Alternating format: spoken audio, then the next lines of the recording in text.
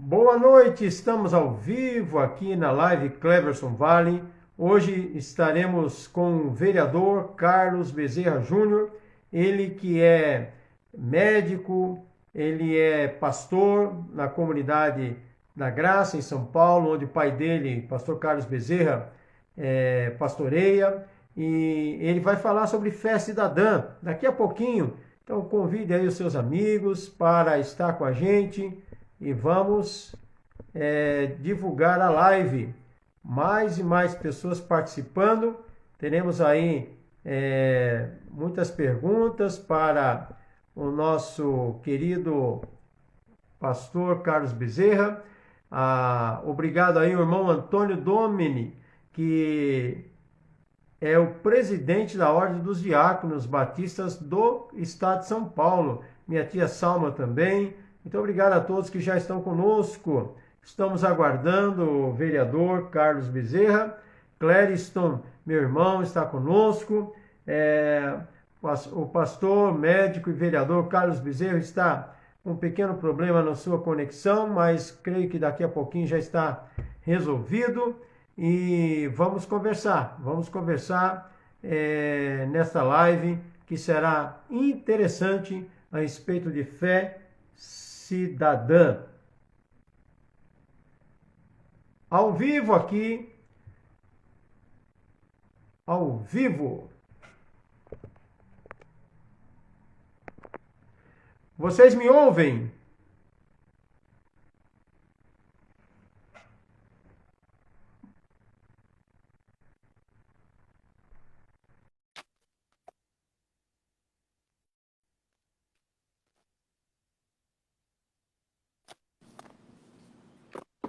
Opa, Oi, querido, você tá chegou! bom? Muito bem. Tudo Tudo bem? bem, Espera só um pastor minuto que eu vou Carlos sair e Bezerra entrar de novo. Júnior? Espera aí, que tô com novo probleminha na conexão aqui. Mais um minuto, espera aí.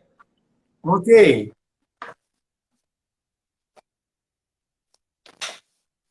Muito bem, já estamos conectando. Ele deu um probleminha ali na conexão, mas já vai retornar. E estamos aí aguardando para a nossa live de hoje com o vereador Carlos Bezerra Júnior. Pastor Eliel Leão, um abraço, meu amigo. Todos já prontos para ouvir esse bate-papo com o amigo Carlos Bezerra Júnior, vereador e pastor médico em São Paulo. Vai dar tudo certo. Vamos aguardar.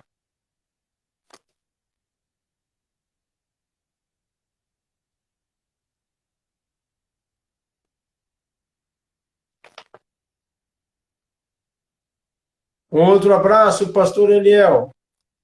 Só estamos aguardando a entrada do vereador. Deu um pequeno problema lá na conexão, mas está resolvendo.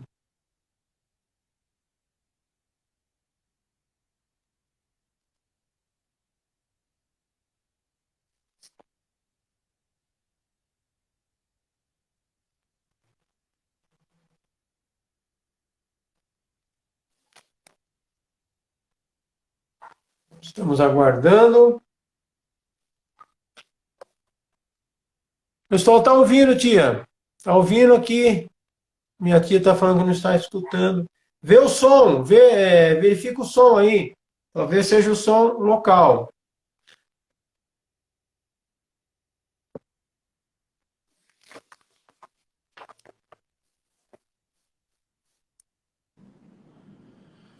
Agora sim. Muito bem. Agora Seja sim. muito bem-vindo, Carlos Bezerra Júnior, pastor, médico, vereador em São Paulo. Prazer falar contigo. Oi, querido, prazer falar com você. Me desculpe, eu não sei o que aconteceu na minha rede hoje que ela resolveu largar a gente na mão, mas agora acho que vai. Uhum. Agora vai. Está me ouvindo bem? Tô ouvindo bem, sim. Você tá me ouvindo bem também? Eu também. Sim, tudo tranquilo. Pastor Carlos Bezerra Júnior, ele é médico com especialização em ginecologia e obstetrícia. atualmente vereador na cidade de São Paulo, já pelo quarto mandato, né, Carlos? Como vereador, Quarto sim. mandato. E foi deputado por 2 legislaturas, deputado estadual.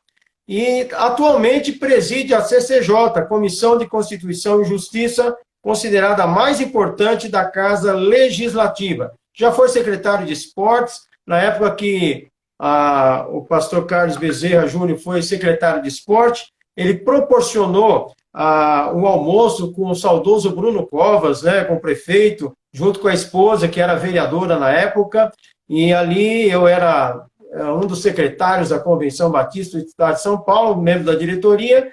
Pudemos ter aquele momento muito importante, creio que ficou marcado na vida do saudoso Bruno Covas, a oração, a entrega da Bíblia, né? Ele ouviu a mensagem, ele ouviu a palavra de Deus de diversas formas, junto contigo e outros pastores que tiveram contato com ele também. Pastor Carlos Bezerra também é autor do livro Fé Cidadã, quando a espiritualidade e a política se encontram, pela editora Mundo Cristão. Muito bem, pastor Carlos Bezerra Júnior, quero mais uma vez agradecer a todos que estão conosco, conectados aqui. Temos vários pastores, amigos, pessoas de diversos lugares do Brasil. Muito obrigado. Fale um pouquinho, Carlos, sobre a sua... onde você nasceu, seus pais já eram evangélicos, como que foi sua criação? Um pouquinho sobre a sua pessoa, para os nossos ouvintes conhecerem. Primeiro, boa noite, né? Pastor Cleverson, querido, amigo querido, parceiro aí de tantos anos. Quero falar da alegria de poder estar aqui hoje, da gente poder partilhar essa tela aqui nesses minutos. Uma alegria, uma honra muito grande. Você é um irmão querido, um amigo precioso. Obrigado. Eu me sinto muito honrado com o convite. Obrigado pelo convite. E por a gente estar aqui, podendo bater um papo com o pessoal que está aqui. Eu vi que já teve alguém, não consegui nem ler o nome, passou rapidinho. Alguém já falando, tá rápido corintiano e tal. O meu irmão tá mandando um abraço para você, ele é corintiano. Então foi o Clériston. Ele encontrou contigo no estádio do Pacaembu, acho que no estádio do Corinthians, tirou uma foto lá. É verdade. Gente boníssima, gente boníssima. Atualmente ele é ouvidor lá em Mariporã, na prefeitura de Mariporã, está como ouvidor lá. Ele prefeito tá aqui, pastor e amigo corintiano. Clériston, querido, um abraço especial para você, viu? Mas então, eu nasci aqui em São Paulo mesmo, né? Eu sou paulistano da Gema. Tem uma história até curiosa. Esses dias, há umas semanas atrás, eu estive no hospital em que eu nasci no Hospital Santa Joana, que por uma dessas coincidências, ou ironias, ou destino, né, incrível, foi um hospital que eu nasci e que depois fui trabalhar. Né? Trabalhei vários anos no Hospital Santa Joana, ainda de vez em quando vou lá, opero de vez em quando. Né? Já não mais com a mesma frequência que fazia alguns anos atrás, mas ainda faço. Então nasci aqui na cidade, sou filho de um casal de pastores, meus pais são pastores. O meu pai é um pastor com mais de 55 anos de ministério, né? Uma pessoa muito querida dentro do mundo evangélico, que construiu um legado importante de fé, de ética, de amor, de respeito ao outro, né? De muito trânsito entre as mais variadas denominações. O meu velho é a minha grande inspiração, por assim dizer, como líder, como homem de Deus. Eu sempre falo, pai, eu sou cristão por sua culpa. Eu brinco com ele, eu falo, é sua culpa. Porque o meu pai sempre foi um cara que aquilo que ele pregava era aquilo que ele buscava, aquilo que ele pregava no púlpito, em púlpito e em público, era o que ele buscava viver em casa com a gente, com a minha mãe. Então, Só uma dúvida, Bezerra. Pode chamar de Bezerra Júnior? Claro. Bezerra. Ok. Eu não sei a sua idade, mas quando você nasceu, seu pai já era pastor, então? Você não tem mais que 55? Isso aí. Meu pai já era pastor. Meu pai tinha... Eu tenho 53, o meu pai já tinha 2 anos. 2 anos. Olha que bênção. 2 ou 3 anos já de ministério. Né? Já nasceu no lar cristão. Nasci num lar cristão, minha mãe também é pastora, uma mulher que coordena um grande grupo de mulheres. A minha mãe tem um trabalho muito voltado para intercessão, oração, é uma mulher que sempre se envolveu muito com aquele movimento Desperta a Débora. Minha mãe sempre foi uma das preletoras, uma das líderes, sempre muito envolvida. Então, eu nasci nesse lar. Os meus pais, nós somos, como diz o meu pai, né? Nós somos 3 filhos naturais, né? Biológicos. Eu, o meu irmão Ronaldo, que hoje é pastor, pastoreia É o músico da família, né? É o músico. É isso. E ele O está músico da família. pastoreando hoje, já no lugar do meu pai, na comunidade da Graça Sede, né? A minha irmã, Alessandra, e eu tenho outros 3 irmãos, outros 4 irmãos, né? Que são sobrenaturais, que foram adotados ao longo do tempo, né? Então, essa é a minha família. Eu venho de uma família cristã. Fui introduzido na caminhada do Evangelho desde criança, desde cedo. Me converti aos 11 anos. Até conto no meu livro a minha experiência de conversão, porque eu me converti aos 11 anos de idade, e naquela noite em que eu entreguei minha vida a Cristo, aquela noite eu também tomei uma segunda decisão. Eu decidi entregar minha vocação ao Senhor. Né? Com 11 anos de idade, eu ouvi na minha comunidade, pregava, olha só, alguém falando aqui, o Antônio Domeni falando, assisti o programa do seu pai no Teatro Brigadeiro, olha só. Você é das antigas, hein, Antônio? Mas O Antônio Domini, ele é membro da Igreja Batista lá da Liberdade e é o presidente da Ordem dos Diáconos Batistas do Estado de São Paulo. Uau! É o nosso querido irmão Antônio Domini. Olha a honra, olha a honra. Membro da Igreja do Pastor Fausto Vasconcelos. E aí eu estava te falando, né? Naquela noite, pregava um grupo de médicos missionários do navio Doulos. Eles estavam pregando lá na nossa comunidade.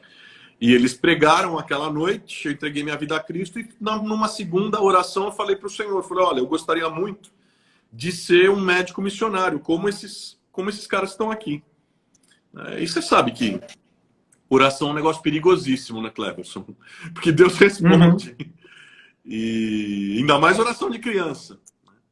E anos depois, aí eu fui estudar medicina. Eu sempre me dediquei às questões sociais. Costumo dizer que não aprendi sobre as questões sociais apenas nos livros, né, apenas em teoria, mas aprendi sobre as questões sociais em casa, né, ao ver os meus pais adotando crianças, ao ver os meus pais agirem como agiram ao longo da vida. Aquilo tudo trouxe, não só para mim, para os meus irmãos, para todos nós, um sentido de responsabilidade social muito maior, um sentido de expressão de fé cristã, de doação, de generosidade, de solidariedade muito mais prático.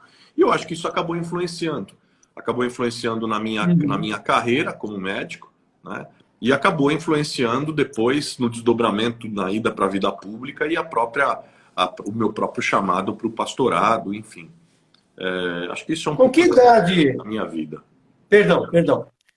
Com que idade começou a atuar como médico? Era bem jovenzinho? Bem jovem. Eu me formei, eu entrei na faculdade, eu tinha 16 para 17 anos, quando eu fui estudar medicina. Puxa. Saí com 22. Eu estava 22 para 23, eu estava formado, né? Aí eu fui servir o exército, porque eu entrei muito jovem na universidade. E aí, eu não fiz o serviço militar obrigatório, né?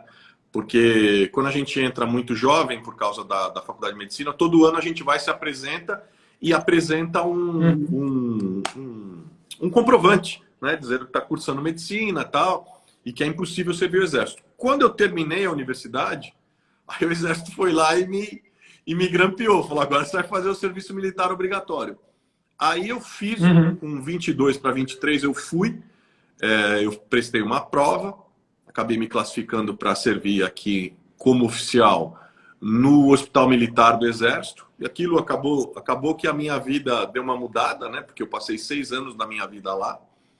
fui fazer a Uhum. residência, mas enfim, aí fiz residência, fiz Agora, especialização em ginecobstetrícia, né?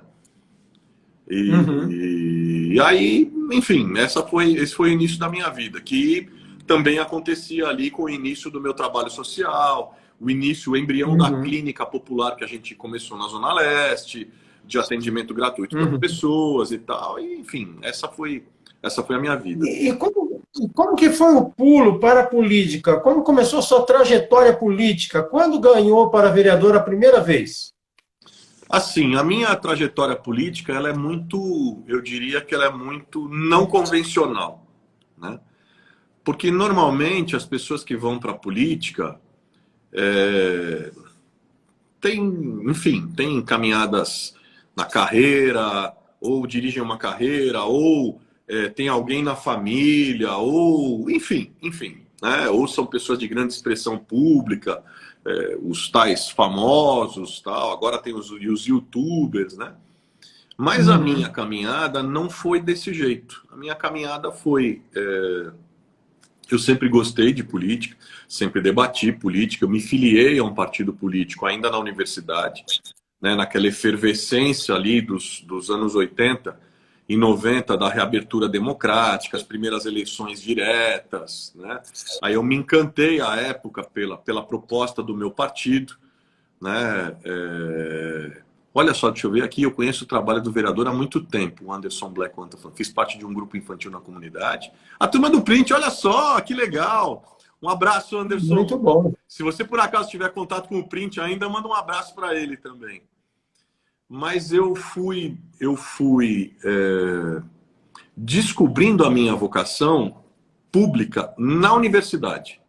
Porque a medicina é um curso Uhum, que te coloca muito em contato com a pobreza, com a miséria, com os impactos da pobreza, da miséria e da desigualdade, da injustiça social. Ela te coloca muito de frente, né? Porque, uhum, enfim, eu sempre atendi em comunidades pobres, eu sempre tive presente em hospitais públicos. Então, ali você vê a falta de acesso das pessoas ao serviço de saúde por causa da limitação financeira, da limitação econômica, o impacto da falta de saneamento básico, aumentando o índice de doenças nas crianças, tipo diarreia, né? O impacto da falta de informação para que as crianças não sejam vacinadas e aí acabam tendo problemas e doenças gravíssimas pela falta de vacinação e por aí vai, né? A medicina te coloca muito em uhum. contato com isso. E aí, enquanto eu vinha tendo esse contato na universidade, na igreja, a gente começou com um grupo de estudantes, a gente começou a estudar a Bíblia. E começou a ser muito influenciado por uma leitura bíblica, que é uma das leituras, porque várias leituras. Eu sou de vertente pentecostal, né? Várias Uhum, leituras uhum. bíblicas me influenciaram e me influenciam até hoje, né? Sou uma pessoa aberta e a várias correntes teológicas. Sou ortodoxo, teologicamente falando, se assim posso dizer, né? Mas a época, as falas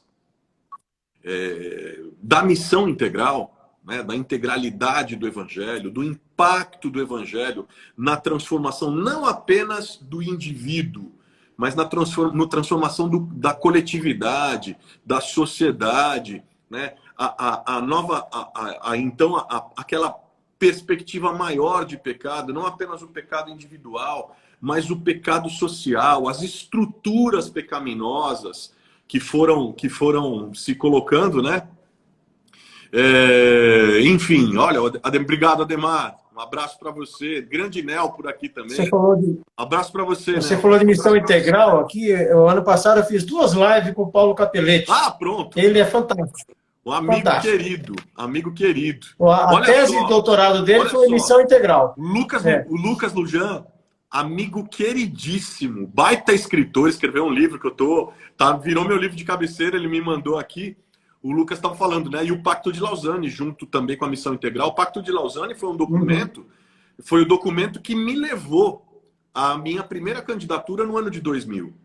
Né? Então, 2000. toda Uhum. essa influência, né, do René Padilha, de vários outros teólogos latino-americanos, Falecido de, recentemente, né? Falecido recente, é. exatamente, mês passado, de teólogos brasileiros É. que começaram a me impulsionar e a olhar o evangelho de uma forma muito mais prática, muito mais transformadora, muito mais... Evangelho todo para o homem todo. Exatamente, né? Transformação de sociedade.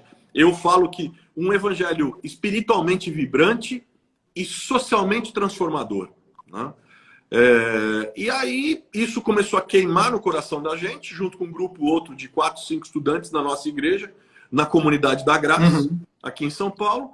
E aí a gente falou, poxa, vamos começar um trabalho, vamos iniciar um trabalho, vamos começar um projeto social para a gente atender as pessoas, para a gente cuidar das pessoas. Vamos usar as nossas vocações para transformação através do serviço, a partir da leitura bíblica que a gente estava fazendo, né? Por amor. E aí aquilo começou, não vou esticar a história, aquilo começou uma pequena clínica, eu nem era formado, eu era estudante de medicina, tinha um outro médico na nossa comunidade, que também é pastor, está lá até hoje, o pastor Jorge Mantuan, que é um grande médico, né? Ele que assinava ainda as receitas, as ações ali, né? As fichas e tal, que supervisionava, e aí a gente começou um trabalho. O trabalho era uma pequena clínica, distribuição de cestas básicas, encaminhamento para o emprego, um projeto de alfabetização e cuidado com idosos. Aquilo foi aumentando, foi se organizando. Bom, de repente eu recém-formado, eu já tinha, imagina, eu tinha na época 4 empregos. Um deles era no Hospital Militar, tinha acabado a residência. Um deles era no Hospital Militar, tinha começado a minha clínica, que já andava bem. Outros dois empregos na prefeitura.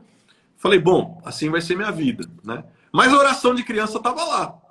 Porque eu tinha falado para Deus, Deus, eu não quero ser um médico como todo mundo é, né? Não que eu seja melhor ou pior, não é isso. Assim, eu queria ser um médico diferente, eu queria colocar os meus dons, os meus talentos, a oportunidade incrível que eu via como privilégio, porque no Brasil é um privilégio poder estudar, né? Eu queria colocar isso a serviço do Senhor. E aí coloquei a serviço de Deus, e aí eu falei, Deus requereu, né? Aí eu estava no trabalho social, eu atendia, estava nos outros hospitais, mas o que queimava no meu coração era o trabalho social. E aí eu comecei a perceber que para o trabalho social que a gente estava fazendo poder crescer, eu precisava, na verdade, dedicar mais tempo. Alguém precisava dedicar mais tempo. Aí, à época, eu abri mão do meu principal emprego, que era no Hospital Militar, eu abro mão daquele emprego, vou para o trabalho social, organizo uma clínica popular de atendimento gratuito na Zona Leste, lá na Vila Carrão. Começo a trabalhar naquela clínica de forma mais intensa, trago vários voluntários aí de várias especialidades, inclusive dentistas, psicólogos, terapeutas ocupacionais, e aí a gente começou a mobilizar o voluntariado de verdade. Aquilo se organizou, se transformou numa fundação, começou a andar, e aí chegou o ano 2000, crise na Câmara Municipal de São Paulo, não sei se você se lembra, a máfia dos fiscais, a crise da máfia dos fiscais. As pessoas começam a olhar para mim e falar assim, Bezerra, você devia ser candidato. Eu falei, quê? Você precisava ser candidato, você precisa ser candidato, você tem que ser candidato. Eu falei, mas por que eu vou ser candidato? Por que eu vou ser candidato? Né? Não é isso não é isso que eu estou buscando. E tal. Eu falei, não, nós vamos te ajudar. Você precisa, a gente está trabalhando soluções para a cidade, você tem projetos para o atendimento da gestante mais pobre, da população mais pobre, a gente precisa contribuir com a cidade. E sabe aquela coisa? Como eu não sabia que era impossível, a gente foi lá e fez, entendeu? E Deus nos abençoou, eu acabei me elegendo, a primeira vez que fui candidato, eu era então o vereador mais jovem da Câmara Municipal de São Paulo, e aí para fechar a minha história, que eu fiz. O primeiro projeto que eu apresentei foi um projeto fruto das nossas discussões, do nosso trabalho ao longo de um ano, com um grupo da nossa comunidade e do bairro, que era um projeto para corrigir uma injustiça na cidade. Que era qual? Eu vi muitas gestantes ou perderem a vida dos seus bebês, ou terem partos complicadíssimos nos meus plantões no atendimento na prefeitura, pelo simples fato de não fazerem pré-natal, sabe por quê? Em pleno século XXI, porque não tinham dinheiro para pagar o transporte, para ir de casa até o posto de saúde ou de casa até o hospital. Pagar 2 ou 3 conduções às vezes. Apresentei um projeto que garantia que toda mulher grávida matriculada no Serviço Público de Saúde passasse a ter a garantia do leito, passasse a ter isenção do transporte, ganhasse uma carteirinha, isenção do transporte, a vaga do hospital na hora do parto, os medicamentos durante o parto e o primeiro enxovalzinho. Bom, isso foi ganhando corpo, que joia. foi aprovado, se transformou no Mãe Paulistana e hoje, passados 10 anos, o que aconteceu? Por causa do maior acesso, da organização do sistema que garantiu as vagas, melhor acesso ao serviço de saúde, aumento das consultas de pré-natal, hoje a gente tem uma queda substancial de morte materna e de morte infantil, de mortalidade infantil na cidade de São Paulo, por essa política pública que é o Mãe Paulistana. Eu podia citar várias outras, mas eu encerro minha fala dizendo para você o seguinte, Cleverson. Eu me sinto muito feliz e realizado com isso. Porque eu estou absolutamente convencido que se tem cristão na política, se tem cristão e se tem política, o resultado é a preservação da vida e a promoção da justiça. E eu olho para trás e penso quantas pessoas, quantas crianças, quantas mães foram salvas por uma ação, por uma intervenção numa política pública adequada, utilizada com valores do reino em favor de quem mais precisa. Então é nisso que eu acredito na política, por isso eu permaneço e todos os cargos que eu tenho passado, tanto no legislativo quanto no executivo, essa tem sido a minha ênfase até hoje. O Lucas Urgente está dizendo, se isso não é reino de Deus, meu amigo, não sei o que é. Nem sei se vale a pena. É isso, Lucas. Então, podemos dizer, pastor Carlos Bezerra, que você tem duas vocações.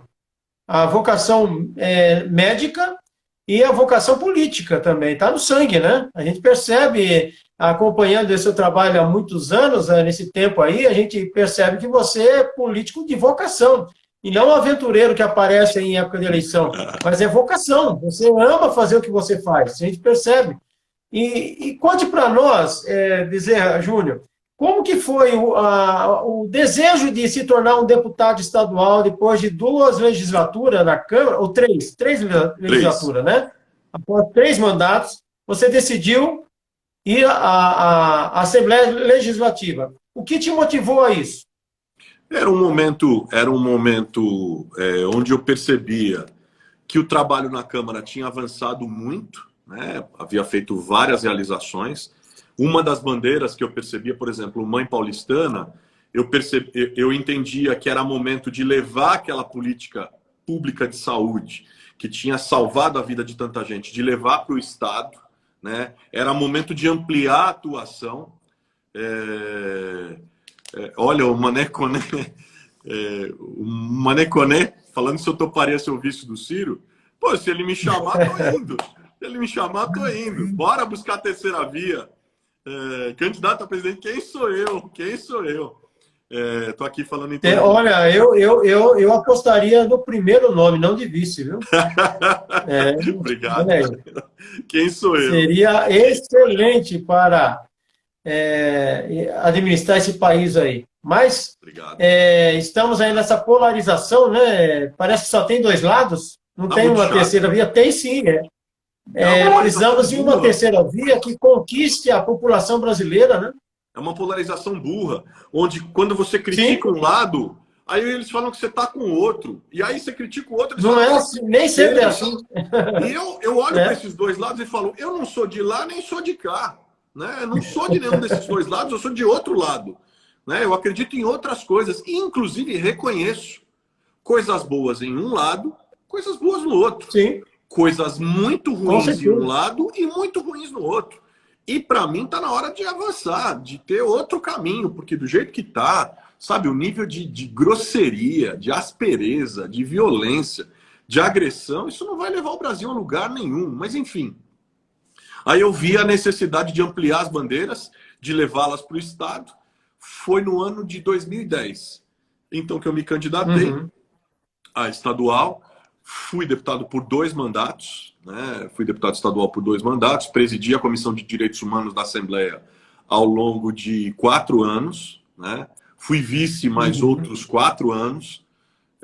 Foi uma experiência incrível o período da Assembleia. Tive a alegria e a satisfação de também na Assembleia ter um projeto, ter uma lei que marcasse também a minha atuação lá. Sabe que é muito difícil, né, Cleverson? É muito difícil para o legislador você fazer uma lei, essa lei ser aprovada, essa lei pegar e ela ganhar robustez. É difícil, não é fácil, né?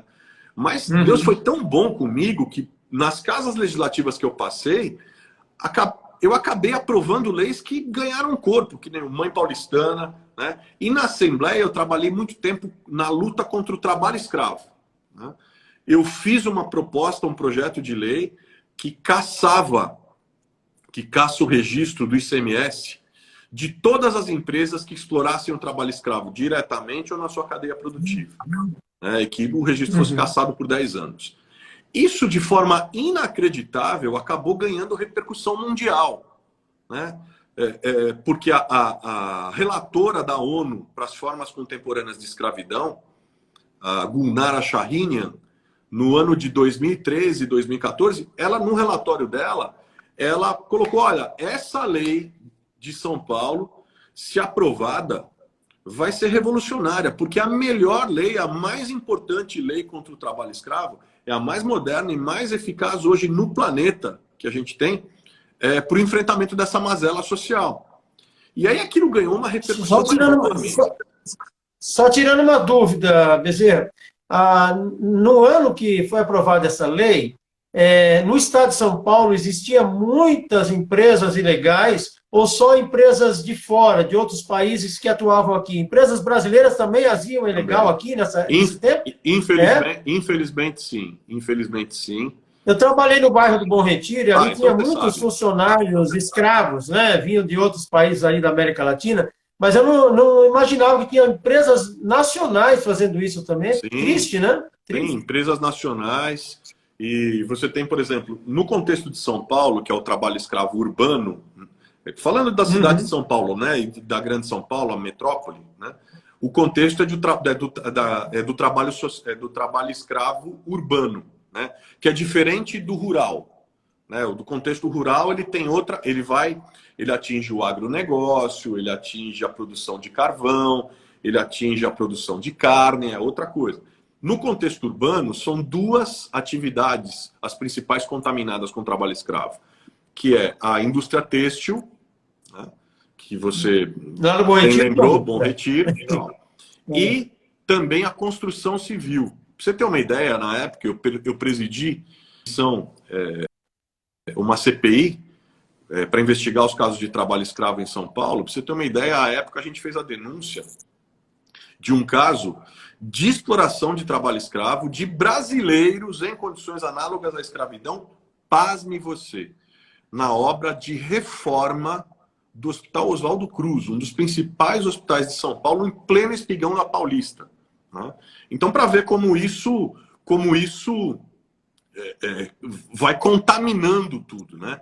Então, o fato é que se fez muito necessário a aprovação daquela lei. Aquela lei acabou ganhando repercussão mundial, acabou me levando para falar em fóruns internacionais que eu nunca imaginei falar, né? Imagina eu, corintiano, maloqueiro, sofredor, aqui da Zona Leste, pentecostal da Zona Leste, entendeu? Falando em fóruns, nas plenárias da ONU em Nova York, da ONU em Genebra, ou em Viena, sabe? E falando, né, da atuação em São Paulo, da atuação da cidade e do estado de São Paulo contra o trabalho escravo. Então, meu período na Assembleia... Você sofreu ameaças? Sofri ameaças pessoais, ameaças pessoais, tanto no meu gabinete como individuais. Por exemplo, uma coisa surreal, eu estava falando num fórum em Viena, um advogado de uma dessas grandes empresas, essa era uma multinacional, né, de roupas, uma marca de roupas, muito conhecida, inclusive, que quando foi denunciada pela exploração de trabalho escravo aqui em São Paulo, caiu 4%, o valor das suas ações na Bolsa Europeia caiu 4%, né? E aí parece que eles prestaram atenção no que estava acontecendo, porque essa galera só ouve, só presta atenção quando mexe no bolso, né? Meu avô que dizia que o bolso é o órgão mais sensível do corpo humano, né? E para essa galera ainda mais. E aí eu me lembro de que eu estava falando sobre esse caso, da repercussão que tinha acontecido, estava falando numa plenária em Viena. E quando terminou, um dos advogados dessa empresa veio falar um tanto de bobagens para mim, sabe, me ameaçar psicologicamente, enfim, falar um tanto de besteira. Outro já havia me falado no meu gabinete, ameaças, né, de todas as formas. Enfim, mas que não foram, graças ao bom Deus, que não foram adiante, que também não foram suficientes para a gente seguir, na luta. Grande Gustavo, quanto tempo, hein?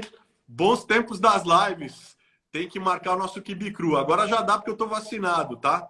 Pode marcar pela Pastor Eliel. Pastor Eliel é um amigo nosso aí de São Paulo. Admiro no Carlos que antes de ser um médico e político é um servo do Senhor Jesus. Eliel Leão, um abraço, ele é psicólogo. Obrigado, aí, Eliel. Pastor da Igreja Batista em Vila Verde. Obrigado, um abraço. Pastor o Carlos Alisson também está falando aqui parabéns pelo... O Alisson é um amigão, o Alisson é empresário da área de tecnologia, Alisson Castro. Um abraço. Obrigado, Alisson. Um abraço para você também.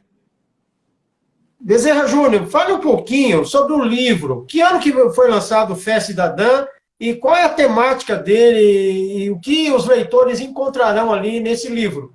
Oi, Ele está à venda pelo Mundo Cristão, não é isso? É isso aí. Letícia, querida, um beijo para você. Ai, que legal ver a Letícia aqui. A Letícia é grande ativista, uma menina dedicadíssima à causa social, lutadora, guerreira, batalhadora, está fazendo um trabalho muito bacana ali na região central, na região da Cracolândia. Ela tem meu super respeito. Um abraço, Letícia. Ela e o irmão dela, a semana passada, aliás, transmitiu ontem o podcast que eu tive o prazer de estar com o irmão dela, uma família queridíssima, a família Roselli. Beijão para você, Letícia. Mas, enfim, você estava falando do livro. Eu publiquei o livro, O Fé Cidadã, um tema difícil, né?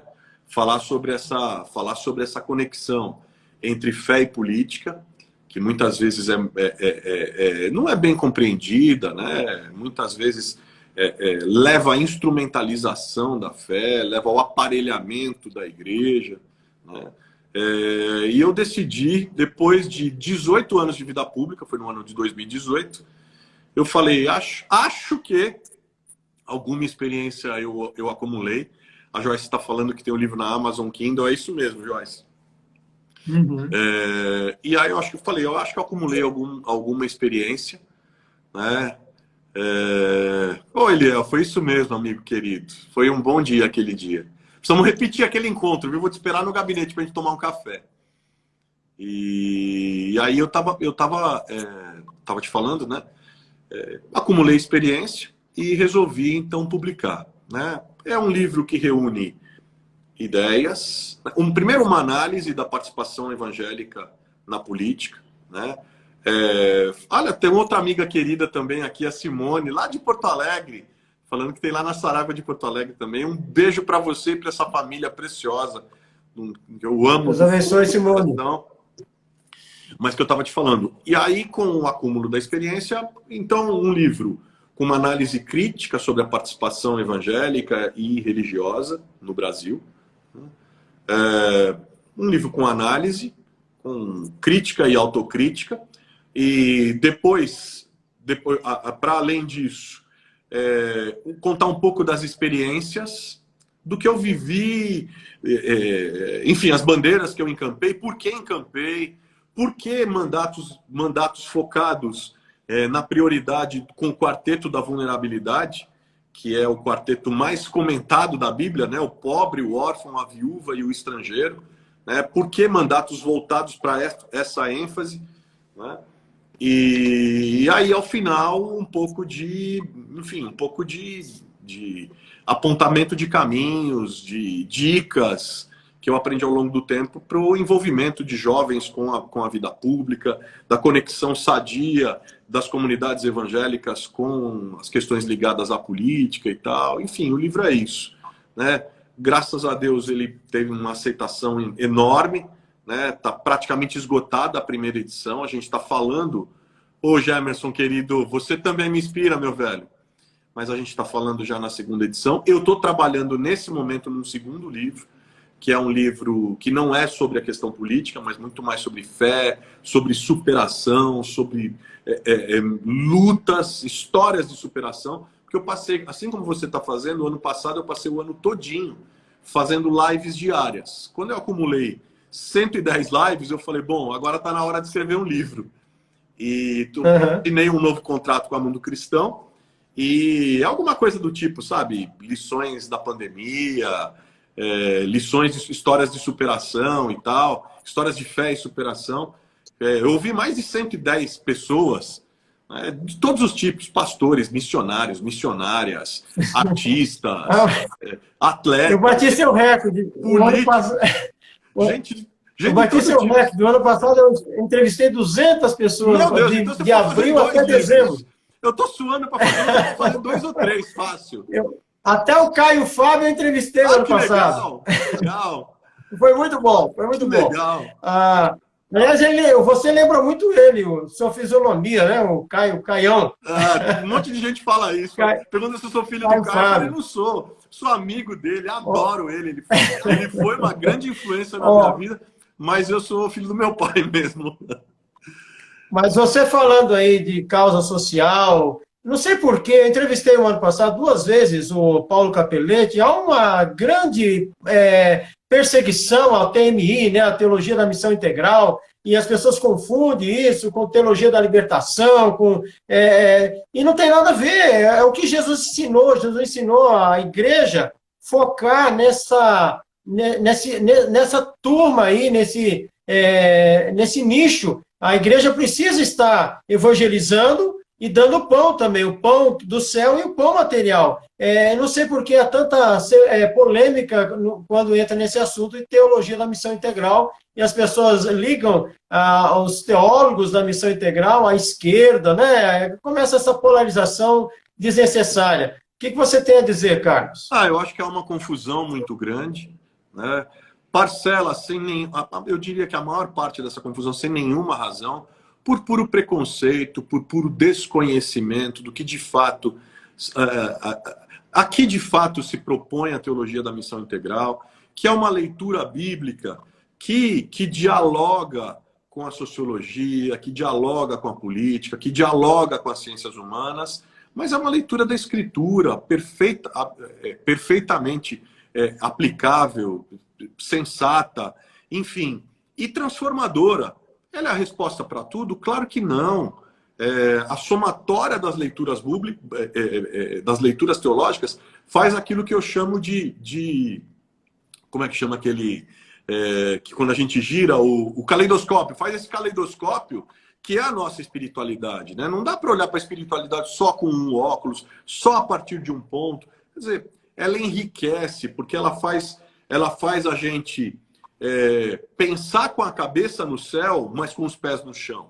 Né? A partir do lugar onde a gente está, olhando para o lugar onde a gente está. Né? Mas, ou seja, a maior parte das críticas se dá por essa polarização estúpida, eu diria burra, que a gente está vivendo nos dias de hoje, que tudo que diz respeito à questão social, é coisa de comunista. Que papo é esse de comunista, de comunismo? Comunismo é coisa de museu, nem museu. Só em museu que você vai achar comunismo hoje no mundo. Onde é que tem comunismo? Comunismo na China.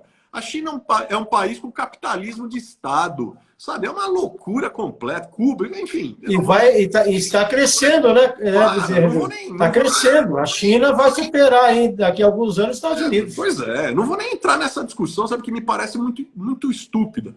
Mas, por outro lado, alguns outros irmãos acabaram, sem querer, dando motivos para que as pessoas olhassem para a teologia da missão integral como algo atrelado a uma ideologia ou a um partido. E esse foi o erro, de falas equivocadas, de gestos equivocados, onde não se deixou claro o seguinte: olha, uma coisa é o meu posicionamento pessoal, como pessoa, como cidadão, meu posicionamento ideológico,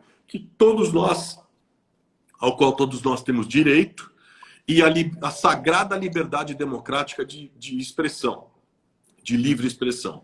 Por outro lado, né, ao não fazerem isso, muita gente identificou no posicionamento político de A, de B ou de C, então a teologia da missão integral está atrelada a isso, uma tolice. Né? E é interessante que isso acontece com a missão integral, porque não acontece, por exemplo, com teólogos de outras vertentes que defendem partidos, que defendem políticos, que defendem outra coisa, mas com eles, assim, as pessoas não automaticamente falam, não, essa teologia é uma teologia da direita ou da extrema direita. Enfim, mas eu posso dizer com muita tranquilidade que não tem absolutamente nada a ver a questão teológica, da teologia da missão integral, que é uma proposta de leitura bíblica atrelada à realidade, ela não tem nada a ver com o marxismo, que é outra coisa. O marxismo é teoria econômica, é leitura econômica da sociedade, das relações econômicas, é outra coisa completamente diferente. Vamos falar sobre a Comissão de Constituição e Justiça. Atualmente, você está na presidência da CCJ. Qual a importância para a sociedade esta comissão? A CCJ, a Comissão de Constituição e Justiça da Câmara, ela em todos os parlamentos é a principal comissão. Por que ela é a principal comissão? Porque todo projeto de lei que nasce, o primeiro lugar onde ele vai ser avaliado e analisado é na Comissão de Constituição e Justiça. É ali que se avalia se o projeto é legal ou ilegal, se ele é constitucional ou inconstitucional. Ou seja, um projeto só avança para daí, por exemplo, vamos falar aqui, por exemplo, algumas semanas atrás nós votamos o PPI, que é o Plano de Parcelamento Incentivado aqui na cidade, que é um projeto que propôs o quê? Uma possibilidade de renegociação das dívidas para todos os contribuintes de São Paulo, podendo chegar até 80%, 85% de desconto, dependendo do tipo de dívida e do tempo que a pessoa se disporia a pagar à Prefeitura de São Paulo. Isso, num momento como esse da pandemia, é uma ação extremamente positiva, porque traz um alívio muito grande ao contribuinte. Mas esse projeto, ele vai fazer o quê? Ele vem, para ele tramitar na Câmara, então ele vem para a Comissão de Constituição e Justiça, a gente analisa, põe a voz. Não, ele é constitucional. Bom, a partir daí, então agora vamos ver o impacto financeiro, ele vai para a Comissão de Finanças. Vamos ver o impacto de administração pública. Ele vai... Quais são os impactos na organização da administração pública? Ele vai ser avaliado na Comissão de Administração Pública, né? Até que ele chegue ao plenário e no plenário ele seja avaliado pelo conjunto de vereadores que aí... Bom, ele é constitucional, ele tem um impacto financeiro positivo para a cidade. Sob o ponto de vista da administração pública, ele é ok, ele não desorganiza a cidade, enfim, agora cada vereador vai ter a possibilidade de votar a favor ou contra, e aí é que ele é votado. Então a CCJ é essa comissão que conduz todo e qualquer tipo de projeto de lei que chegue à casa. Ele é a primeira comissão que analisa, a CCJ. É a primeira que São analisa. Quantos membros? São 9. Quantos membros? São 9. 9 membros. 9 membros. Então, e o período? Quanto tempo demora um projeto de lei na comissão para ser assim, dado ok para prosseguir? É muito variável, porque você tem prazos regimentais diversos. Então, tem desde a entrada até Porque, por exemplo, ele entra e aí vem para o presidente. O presidente designa o relator. Aí vai para a mão do relator. Aí o relator tem um prazo para fazer o relatório. Pode demorar 1 mês, 2 meses, 3 meses, enfim. Ele faz o relatório. Ele vai depender do projeto. Oi? Vai depender do projeto. Vai depender do projeto, do tempo de análise de cada projeto. Aí ele volta para a votação. E aí algum vereador pode dizer, eu não preciso adiar isso, não dá, peço vistas, eu quero olhar melhor, quero estudar melhor. E aí vai, né? Aí vai. Então é muito variável, depende do tema, depende do projeto, depende de uma série de outras coisas. Vereador Carlos Bezerra Júnior, meu amigo, muito obrigado pela live de hoje. Foi uma maravilha. Olha, eu te admiro muito, a sua garra, a sua determinação, a sua vida com Deus, o seu caráter e o seu envolvimento social. parabéns, parabéns mesmo por tudo que já fez e está fazendo ainda e fará muito mais. Tem um amigo nosso aí, o Ademar de Barros, aqui de Suzano, de Itaquá. Oh! Ele colocou aqui na live, eu queria que o Carlos Bezerra Júnior fosse candidato a senador. Uau! Seria eleito com certeza. Uau!